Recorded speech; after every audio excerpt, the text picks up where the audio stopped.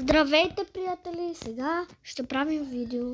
Както сега аз имам хубава кола. Сега тук има нова къща и стадион също има. Но футболно игрище. Ето тук ще си паркирам колата. Чакай да отворя.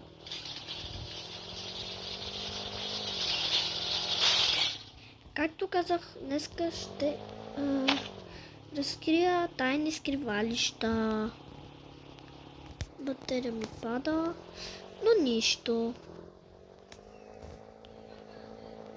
Сега тук ще пускам повече турбо.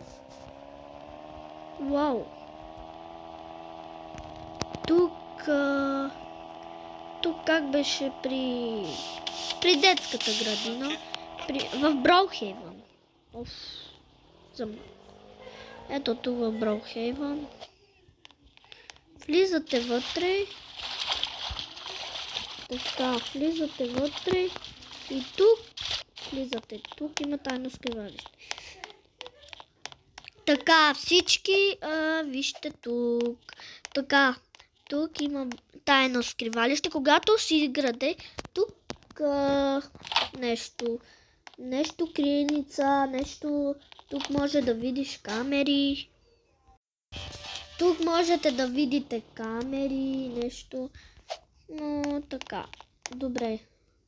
Ще видите следващото видео. Здравейте, приятели, отново. Ето тук, като идвате, тук, чакай да си пусна скорост, ама то има скорост. Ето тук до бензиностанцията, като идвате тук, като идвате от тук, и като си идвате тук при бензиностанцията и ще се отвори ето тази врата. Тук има нещо, но аз не разбирам тук от неща, но видях в TikTok, че тук ще се отвори една врата с много столове и чакайте за другото видео. Ете, приятели, отново. Сега тук при къщата ми има две хора. Тук като влизаш, качваш се горе. Тук.